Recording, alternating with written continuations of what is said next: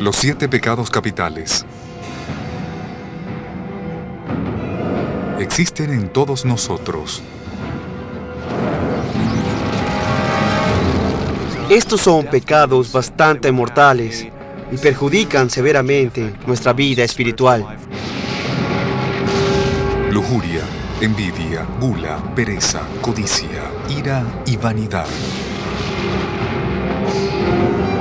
Según la teología cristiana, cometer estos pecados capitales es tan sencillo como pensar en ellos. Según las Escrituras, el pecado se paga con la muerte. Cada uno de estos pecados tiene una historia secreta que revela cómo se convirtieron en mortales. Los 7 pecados capitales han ejercido una enorme influencia en la historia, la sociedad y en nuestras almas. No se puede transgredir la ley moral de Dios sin que alguien pague un terrible precio.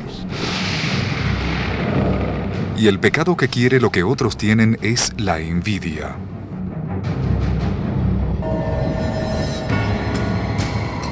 Los 7 pecados capitales no están en la Biblia. Un monje llamado Evagrio Póntico escribió sobre ellos hace más de 300 años luego de la muerte de Jesús.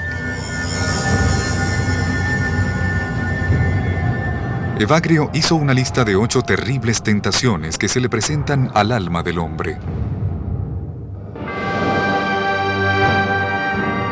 En el año 590 después de Cristo, el Papa Gregorio Magno redujo la lista a 7 pecados y los calificó de mortales. Los 7 pecados capitales guiarían a la teología cristiana en los próximos 1400 años.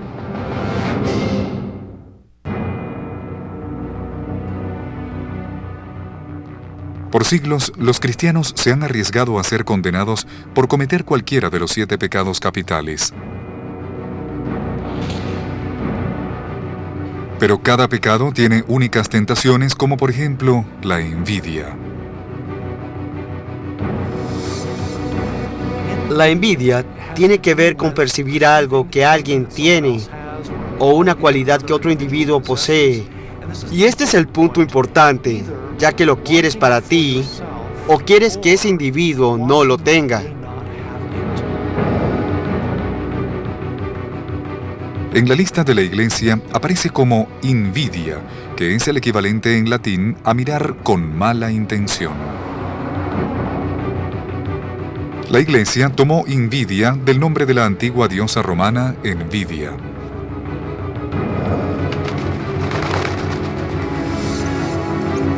Cerca del año 8 luego de Cristo, el escritor Ovid cuenta que Envidia vivía en una cueva apestosa, comiendo víboras y odiando a los dioses del monte Olimpo. La envidia consiste en guardarle rencor a otros porque tienen algo que tú no tienes. La diosa Envidia envenena todo lo bueno. Cuando ella merodeó por la tierra en búsqueda de víctimas, las flores y los sembradíos murieron ante sus pies.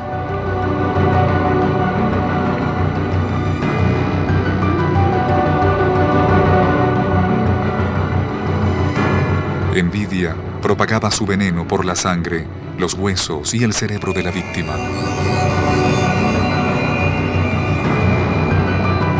Sientes algo que te quema y piensas, ¿por qué todos los demás tienen algo que yo no tengo? Tienes ese pensamiento fijo y comienzas a sentirte mal.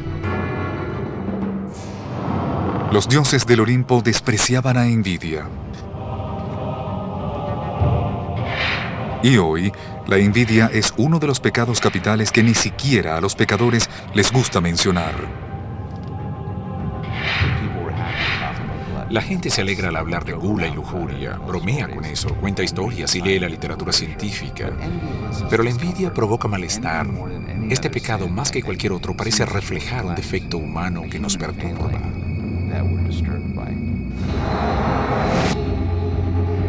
El pecado de la envidia puede confundirse con los celos. Pero generalmente, tener celos consiste en tener miedo a perder a un ser amado. La envidia es diferente. Tienes algo que yo no poseo y te odio por eso. Podría ser algo material, un puesto, un lugar, entre otras cosas. Y lo que la envidia no puede poseer, lo destruye. Uno de nuestros sacerdotes ilustraba el concepto de envidia con la siguiente situación. Para tener el césped más verde de la urbanización, no le quitas la maleza y le añades fertilizante, sino que simplemente le echas gasolina al césped del vecino. Es posible que la envidia sea el motivo para cometer ciertos crímenes. Algunos casos de vandalismo ocurren porque la otra persona no tiene lo que le falta al envidioso.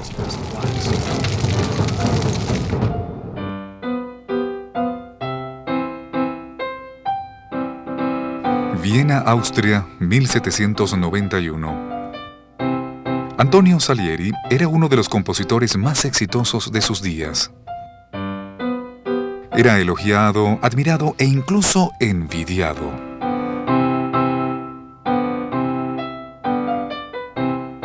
Pero este hombre que tenía talento envidiaba a un hombre que era ingenioso llamado Mozart.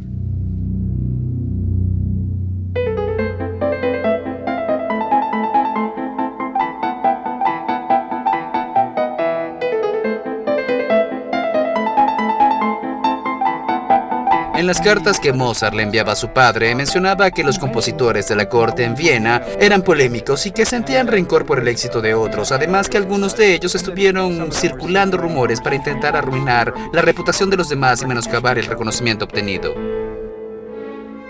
Si te dejas consumir por la envidia y realmente tiene un efecto destructor, puede abrumarte todos los pensamientos y la conducta.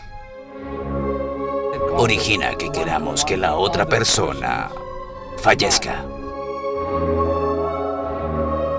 Cuando Mozart murió a los 36 años, hubo rumores de que había sido envenenado por el envidioso Salieri. Los historiadores no aceptan la idea de que Salieri fuese el responsable de la muerte de Mozart, y esta historia aún se oye en nuestros días porque podemos aceptar la idea de que probablemente haya algo de apariencia social que cubre la rivalidad profesional y en poco tiempo se desenmascara a la gente y se revela la animosidad.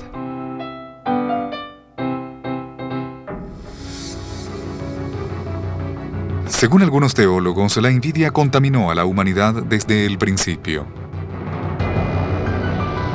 Algunos cristianos creen que Satanás fue expulsado del paraíso porque envidiaba a Adán y a Eva. Al final, Satanás se rehúsa a estar en términos favorables con la humanidad y es expulsado del cielo. Es posible que Satanás envidie tanto a la humanidad porque los humanos potencialmente estarán unidos con Dios en la eternidad y por eso Satanás nos pone trampas para que caigamos en ellas. Luego, la tradición habla de la serpiente, que intenta animar a Adán y Eva para que quieran algo que ellos no tienen, pero Dios sí. Y es la inmortalidad. Y algunas veces eso es visto como envidia. Se sospecha que el primer hijo de Adán y Eva estaba poseído por el pecado de la envidia. A Caín y a Abel se les piden ofrendas para el Señor. Y el obsequio de Abel fue mejor ante los ojos del Señor. Y el libro del Génesis es muy explícito sobre la reacción de Caín. Se le cayó la cara. Caín se sintió herido. Y en lugar de redimirse, que es lo que hace una persona de bien, vio que alguien tenía algo que él carecía. Y de hecho, quizá allí radique el aspecto pecaminoso de la envidia. En lugar de mejorar, buscas destruir a otro. Y como resultado, lleva a su hermano al campo y lo asesina. Y la envidia motiva el primer asesinato del libro del Génesis. Hay muchas historias en los primeros libros de la Biblia que se relacionan con este pecado. Esaú y Jacob es una leyenda de envidia. Ismael envidia a Isaac. Joseph tiene un abrigo multicolor y los hermanos lo envidian tanto que lo venden a los esclavos en Egipto.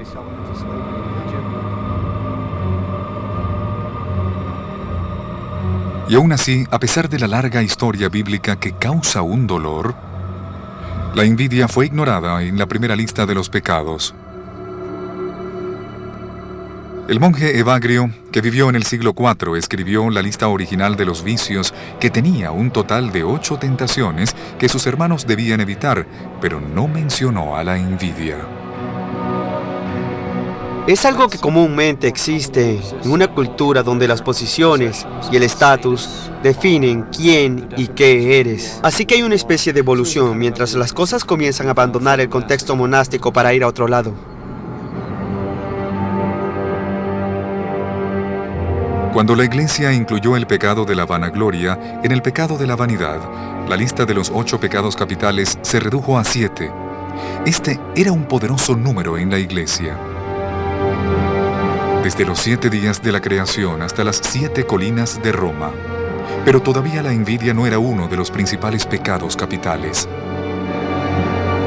Hasta que Gregorio Magno, que fue papa en 590 después de Cristo, vio un mundo de intriga política lleno de bárbaros rivales que se enfrentaban por los restos del Imperio Romano. Gregorio escribió: a partir de la envidia surge el odio, la alegría por la desgracia del prójimo y el dolor por su prosperidad. La envidia estaba viva en el mundo. Gregorio quería que la envidia, que era invidia en latín, estuviera en la lista de los pecados capitales, pero según la tradición solamente debían ser 7. Al incorporar la apatía en el pecado de la tristeza, quedó formado el vicio llamado pereza e hizo espacio para incluir a la envidia. El pecado de la envidia formó parte de la lista del Papa Gregorio y fue una inspiración para los artistas medievales como el escritor italiano Dante Alighieri.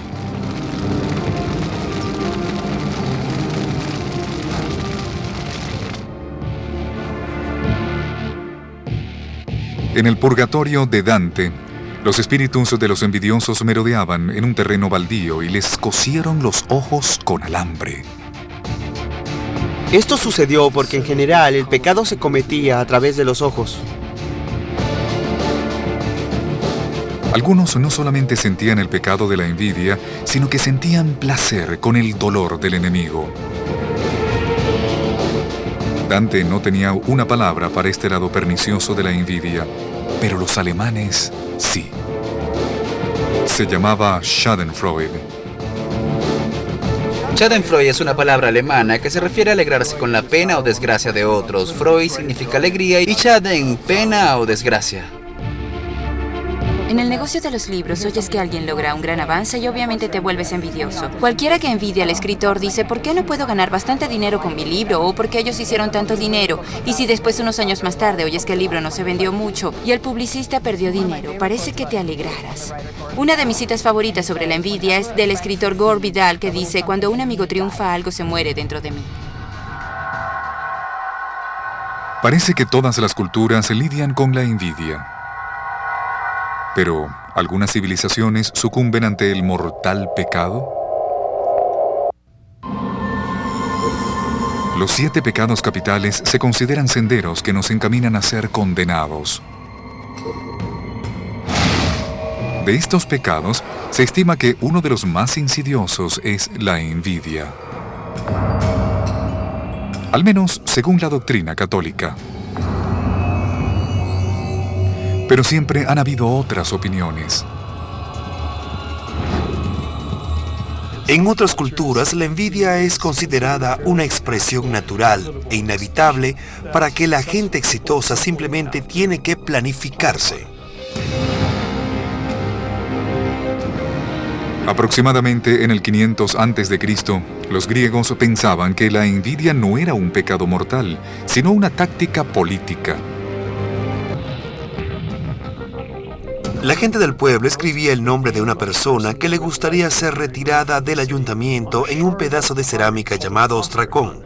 Ese es el origen de nuestra palabra ostracismo, y si mucha gente votaba por una persona, esta era alejada de Atenas durante un período de 10 años. El propósito del ostracismo era en parte evitar que la gente tuviera mucho poder político o para castigar gente que se hubiese portado mal. Sin embargo, ese era un elemento que permitía que la envidia originara todo esto. La envidia, cualquier rencilla, cualquier capricho, podría ser expresado contra una persona al escribir el nombre en un trozo de cerámica. Se ponía allá y luego se marchaban.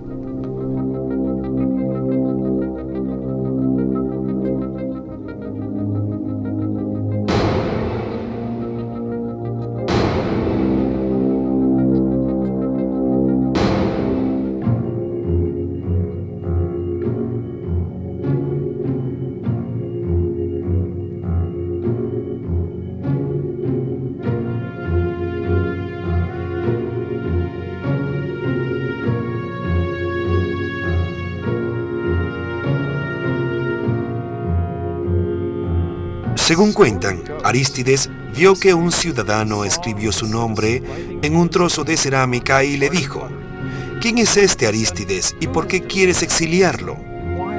La respuesta fue: él no ha hecho nada malo, pero siempre oigo cuán maravilloso y noble es, y eso realmente me irrita.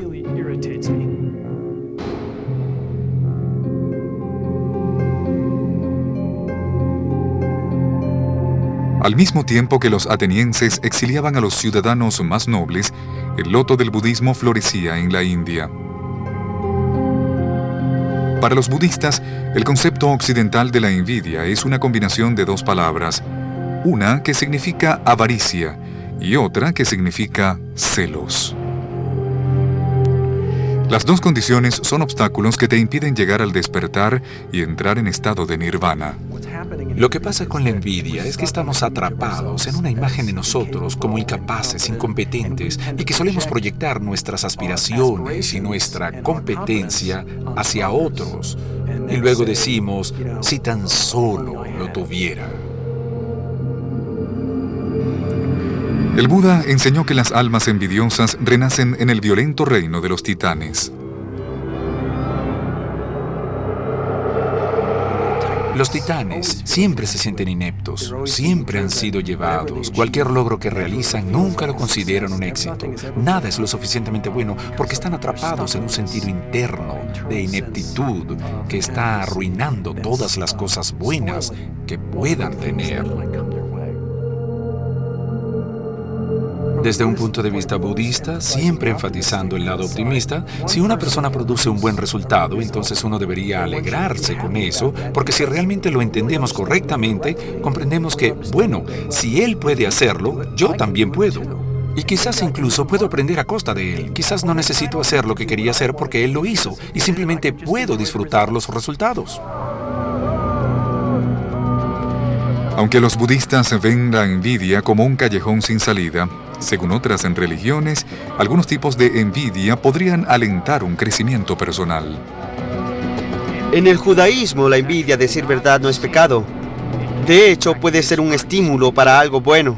Depende de qué tipo de envidia.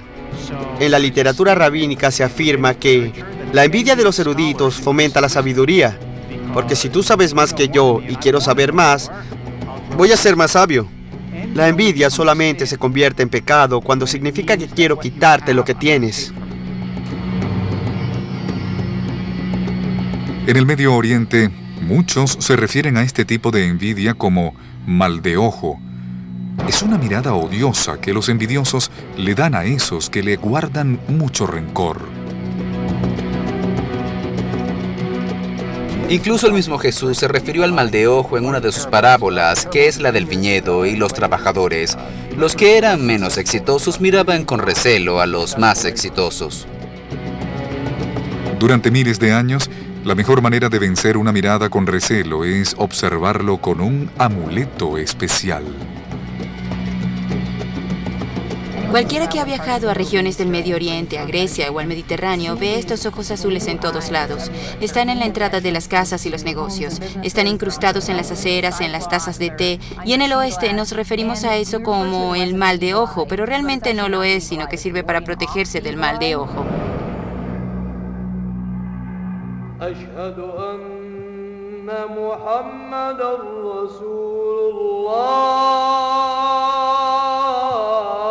En el siglo VII después de Cristo, en el Medio Oriente, surgió una poderosa y nueva religión.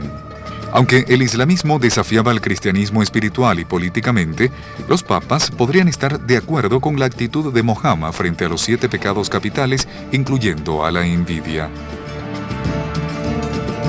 El Corán se refiere a la envidia como hasad y especifica que la envidia es un pecado, uno de los principales. Entre las enseñanzas de Mohammed, una dice que la envidia destruye las buenas acciones como el fuego destruye la madera. Cuidado con tener mucha fortuna, porque la envidia la sigue de cerca. Cuando digas qué auto tan bonito, debes agregar Mashallah, que significa que fue la voluntad de Dios. Es como una palabra clave que significa que no siento celos o no se lo envidio. Alrededor del mundo, la envidia ha estado a la par de la magia negra. Simplemente abre cualquier libro de historias de hadas. Blancanieves y los 7 enanitos muy explícitamente describe que la envidia es el centro de la historia. La reina siempre le pregunta al espejo mágico quién es la más bella de todas, y este obviamente dice que es ella, mientras Blancanieves no se convierta en la más bella de todo el planeta. Y según palabras exactas de los hermanos Grimm, la reina se puso amarilla y verde de la envidia. Lo fascinante del mito de la Cenicienta es que si eres bueno puedes despertar envidia o enemistarte con otros. Es una historia muy poderosa, lo ves en China, Japón, Corea, África, entre los indígenas, las poblaciones americanas. Pero es una persona que intenta ser buena, que entra en conflicto con la envidia y el resentimiento de otros, y unas veces tiene el rescate heroico y otras no.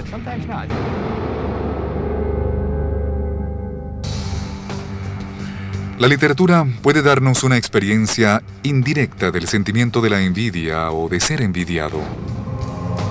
La tradición religiosa le da un rostro a la envidia, la cara de un demonio.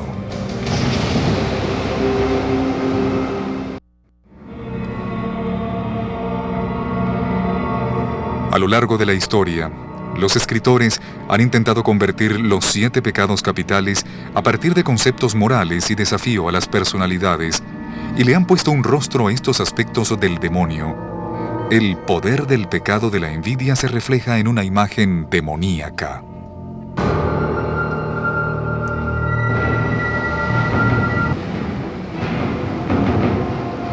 La Biblia lo llama Leviatán, un monstruo marino de imaginable tamaño y ferocidad que solamente puede ser controlado por el mismo Dios.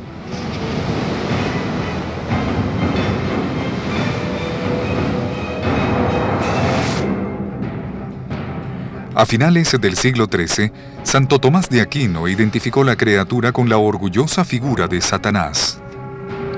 Luego, en 1589, el famoso cazador de brujas alemán, el obispo Peter Binsfeld, dijo que Leviatán era el diablo encargado de la envidia con innumerables demonios menores a su disposición. Y su trabajo es tentar a los seres humanos para hacerlos que cometan pecados. Mientras que el intento de Binsfeld de hacer corresponder a los demonios con los 7 pecados capitales nunca fue aprobado por el Vaticano, siguió siendo popular entre los demonólogos aficionados. Los seres humanos siempre han imaginado que el mundo está habitado por espíritus invisibles. La angeología judía y la demonología eran un gran tema. ¿Qué relación tiene con los seres humanos? ¿Qué poderes poseen?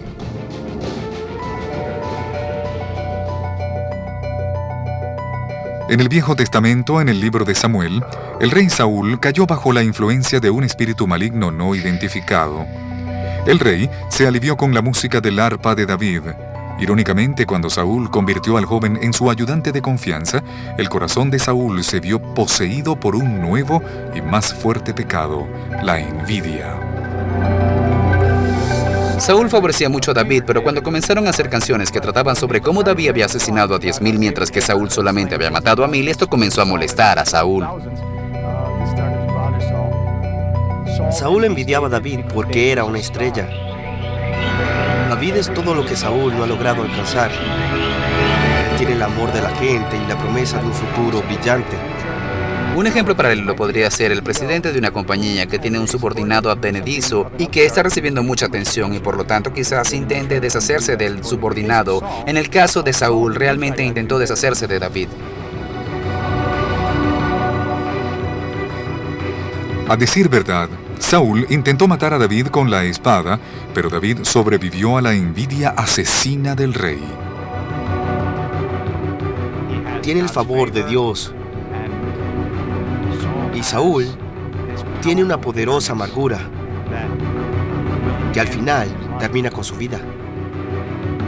Así como en todo, la tragedia de Saúl y David es una historia del corrosivo poder de la envidia en la política y el gobierno.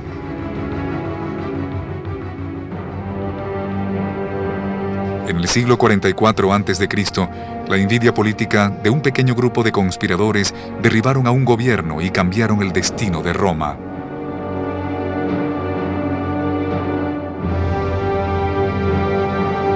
Gaius Cassius y Marcus Brutus se confabularon para asesinar al dictador Julio César.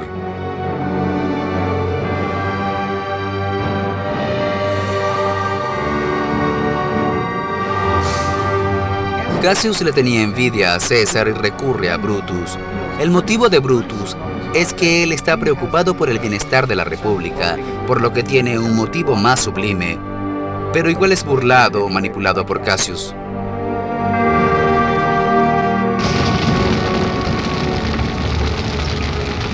Dante, en su visión épica del infierno, sentencia a Cassius junto con Brutus y al Judas traidor de Cristo para el centro del infierno.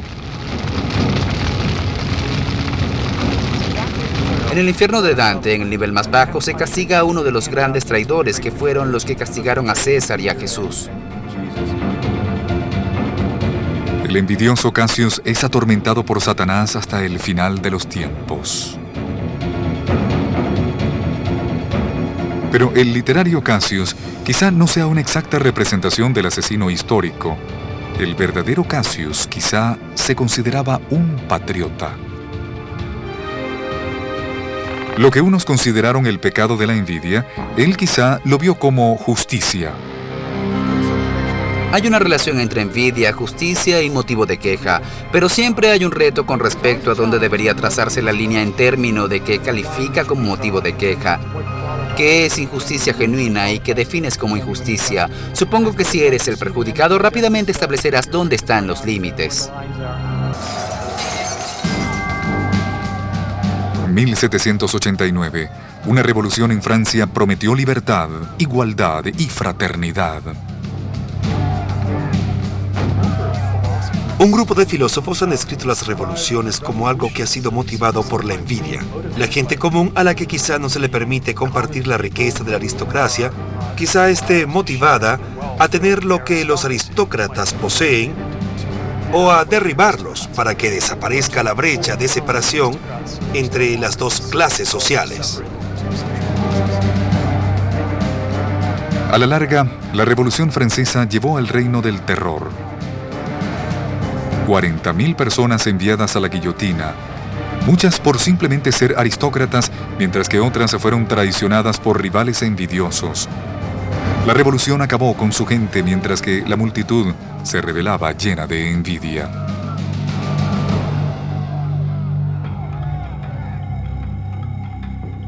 En 1917, otra revolución derrocó al zar ruso. Durante los próximos 60 años, el comunismo se propagó por todo el mundo, asesinando a millones de personas, pero prometiendo justicia e igualdad. La envidia prospera en el paraíso de los trabajadores tan fácil como la serpiente en el Edén.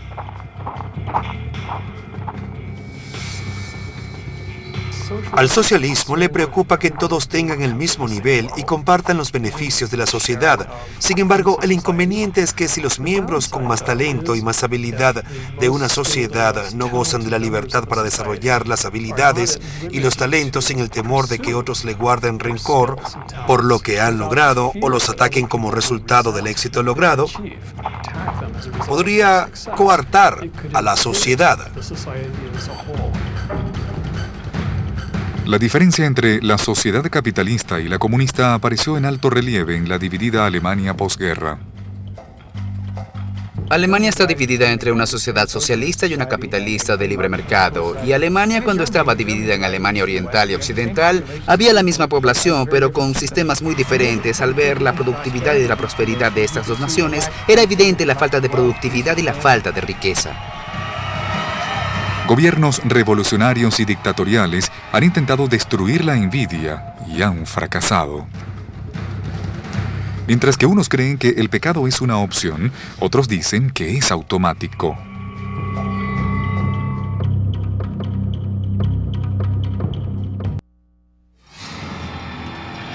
Los 7 pecados capitales. Durante siglos, han determinado el comportamiento de la sociedad. Algunos dudan que los humanos estén predestinados a cometer el insidiosamente deseoso pecado de la envidia. A principios del siglo XX, un nuevo filósofo científico, el Dr. Sigmund Freud, alegó que había descubierto un nuevo tipo de envidia. Él creía que el pecado de la envidia no era causado por demonios, sino por instinto sexual y social tan aterrador como cualquier ente diabólico. Según el creador del psicoanálisis, todos los muchachos desean a su madre y quieren matar al padre al que envidian. Freud lo llama el complejo de Edipo.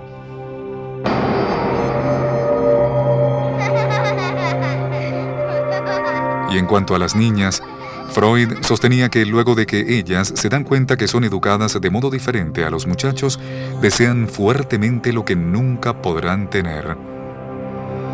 Específicamente, Freud escribió: las muchachas envidian el pene y este sentimiento es tan fuerte que desean ser chicos.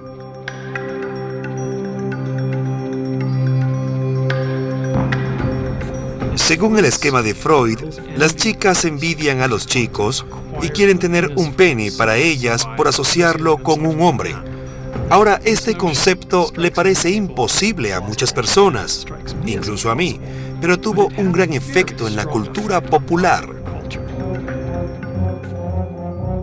Luego de la muerte de Freud, su concepto del pecado de la envidia se convirtió en un furor en Estados Unidos, desde los sofás de los psiquiatras hasta los cócteles y las juntas de reuniones corporativas.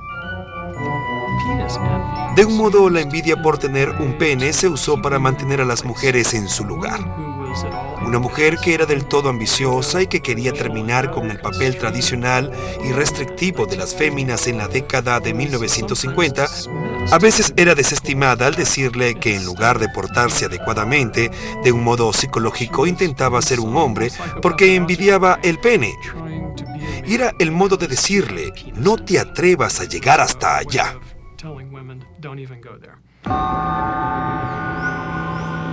La psiquiatra estadounidense Karen Horney contrarrestó la envidia del pene con su teoría de la envidia del útero. Según Horney, los hombres envidiaban la habilidad femenina de reproducir vida y subliminaban este sentimiento con trabajar duro en sus profesiones. A principios del siglo XXI, se esperaba que la física aplicada determinara en qué parte del cerebro humano estaba escondida la envidia. Algunos estudios intentaron evaluar el aspecto de la envidia llamado Schadenfreude.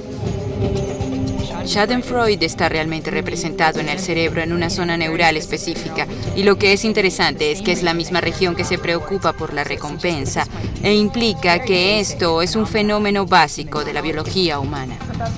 Unos profesores de la Universidad de Harvard y Miami le preguntaron a 250 personas: ¿cuál escenario prefieres? ¿Cuál escogerías? Digamos que ganas $50,000 al año y todos los que te rodean ganan 25. O puedes ganar $100,000 al año, pero todos los que te rodean ganan $200,000 anualmente. ¿En cuál grupo prefieres estar? Y más de la mitad contestó: bien, prefiero ganar los $50,000. Renuncio al salario de $100,000, a la cifra de 6 números. Me quedo con los 50 siempre que gane el doble de los demás. Demuestra cuánto nos importa la relatividad. ¿Durante cuánto tiempo la envidia ha sido parte del carácter emocional de la humanidad? Un estudio en el Instituto de Yerkes en Atlanta intentó capturar la envidia en acción en una rama de hace 35 millones de años del árbol de la evolución humana entre monos capuchinos. Un par de monos capuchinos fueron entrenados para intercambiar moneda por una comida de recompensa. Al principio, los dos recibieron pepinos, pero luego uno de los monos recibió algo más sabroso: una uva. Cuando un mono control recibe un pepino y vio que el otro recibió otro pepino, piensa, un pepino genial. Se lo come y está emocionado. Cuando el mono control recibió un pepino, pero al otro le dieron una uva, el primero se molestó bastante. El mono control rechaza el pepino, lo bota y no se lo come, lo que fue impresionante. Creo que los estudios de los pepinos son la mejor evidencia de que los primates realmente se envidian entre sí. Pero, según algunos científicos, la envidia puede ser un rasgo evolucionario positivo.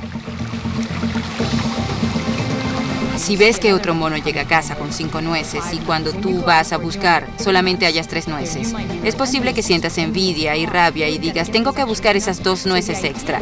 Por eso se piensa que la envidia puede ser un buen mecanismo para ayudar a que los organismos vean qué tipo de recompensas son posibles en un ambiente determinado. 35 millones más adelante en el árbol de la evolución, la envidia ciertamente parece automática en el ambiente de la secundaria. Tenemos drama entre los niños y peleas por pequeñeces innecesarias y por lo tanto me he tropezado con casos de envidia. La secundaria es la época de tu vida cuando intentas descubrir quién eres y por lo tanto experimentas diferentes cosas y ves a otras personas. Las chicas envidian la apariencia de las otras y los chicos envidian a otros que están con chicas. Y siempre está el chico que lo tiene todo. Alguien llega con ropa nueva o algo como un iPod o un teléfono nuevo. La gente ve todo eso y piensa, quiero eso, necesito salir a comprármelo o quizá podría robárselo.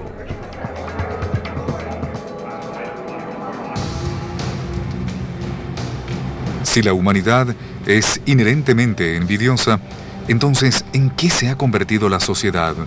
¿El vicio se ha convertido en una virtud?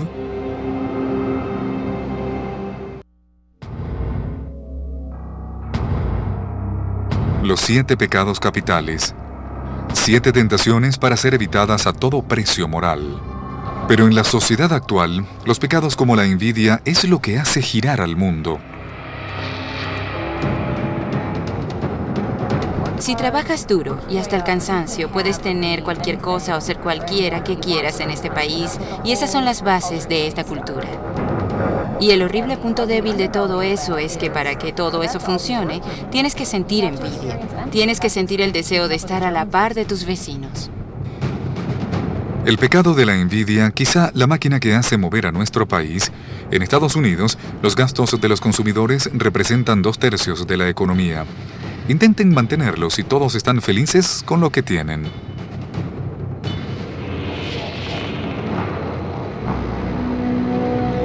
Las sociedades ricas tratan de fomentar la competencia entre la gente porque lo necesitas como base para generar riqueza y por lo tanto criamos personas para que sean competitivas en nuestra sociedad y como consecuencia quizás estemos fomentando más envidia.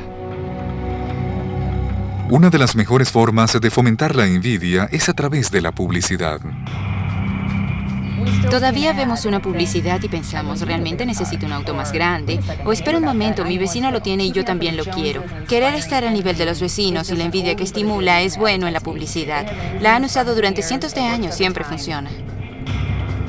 Algunas publicidades te hacen querer lo que otros tienen, pero algunas de las más efectivas son las que venden la envidia directamente. El abuelo de todos es la publicidad del Cadillac de 1915 que trataba de que cuando logras algo grande, la gente habla de ti. El mensaje subliminal era, compra un Cadillac y vas a ser envidiado. Y quizá haya sido el primer ejemplo de una publicidad que abiertamente admitió que no solamente experimentamos envidia y por lo tanto queremos algo que otros tienen, sino que queremos que los demás nos envidien. Queremos algo para mostrar que somos exitosos y para que no le agrademos a alguien por eso. Si quieres buscar señales de envidia en la sociedad moderna, no tienes que ir muy lejos. Fíjate en tu propia oficina. Eso no es nada nuevo. Aristóteles escribió sobre la envidia en el sitio de trabajo en el IV siglo a.C. Dijo algo entre líneas relacionado con los artesanos que envidian a otros artesanos. Entonces la gente que está en la misma línea de trabajo son mucho más competitivos, amenazados por un rival que está en el mismo dominio. Lo que era cierto en la antigua Grecia no es menos cierto en los lugares de trabajo actuales. Resulta que 3/4 de los empleados informan que han presenciado envidia el mes pasado. 1/3 de los empleados informa que ha observado esfuerzos significativos, serios y degradantes para eliminar a los rivales. Quizás se vean envueltos en murmuraciones o cumplidos ambiguos. El mundo de la tecnología moderna permite cierta cantidad de voyerismo. En las situaciones laborales, afortunadamente casi toda la envidia es benigna. Es insignificante, la gente tiende a superarlo, pero supongo que el sabotaje se hace de tal modo que no puedes detectarlo. El mundo de la tecnología moderna permite cierta cantidad de voyerismo y crea fáciles maneras para canalizar el pecado de la envidia. Actualmente vivimos en un mundo que está empapado de una cultura de envidia. Y tenemos una extraña creencia de que si te derrumbo tu casa, la mía se verá mejor. Lo que en el fondo es totalmente irracional y psicótico. Algunas veces, el blanco de la forma de la envidia llamada Schadenfreude son los famosos. En cuanto a ejemplos de Schadenfreude se refiere, Martha Stewart probablemente se destaca. Es una persona que fue a juicio, estuvo un tiempo en prisión por vender acciones ilegalmente y hay cierta satisfacción que se detectó en la gente que pensaba que ella representaba un estándar muy alto para la perfección. Hubo un poco de injusticia y la gente también disfruta ver que otros caen un poco. El problema central con el pecado de la envidia es que es insaciable. Incluso en la clase muy alta ocurre una estratificación. Parece el comedor de la secundaria. Leí sobre un sujeto que tenía un yate de 30 metros que estaba en una exhibición de botes en Florida y uno de 40 metros se coloca al lado. Entonces dijo, el mío es muy pequeño. Y cuando construyeron los yates de más de 120 metros, algunos sauditas salieron con unos de 152 metros. Así que nunca termina, siempre se está corriendo. Quizá la envidia sea un entretenimiento inofensivo, pero al igual que otro tipo de envidia, quizá haya un costo social muy serio.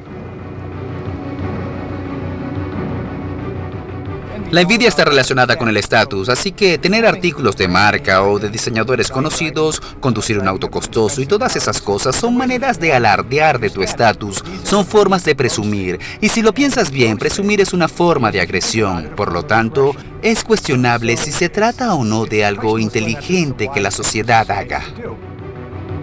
Si se da el caso de que unas naciones van a poseer más bienes que cada vez nos hacen más falta, quizás sea una razón para preocuparse que la envidia de otras personas, de otras naciones, podría resultar en ciertas hostilidades y conflictos alrededor del planeta. Pensemos en el agua, en la comida. Las naciones que tienen estos recursos quizá quieren pensar sobre cómo minimizar la envidia de los vecinos. Mientras vemos hacia el futuro, hallamos cosas que nos preocupan. El pecado de la envidia puede ser difícil de definir. Sin él, quizá no hubiese habido progreso. Con él, quizá no haya paz, o es lo que parece. Y a lo largo de la historia, remontarse a Sigmund Freud, a Dante, al Papa Gregorio, a la misma diosa romana de envidia, el monstruo de ojos verdes, siguen siendo una tentación mortal para todos.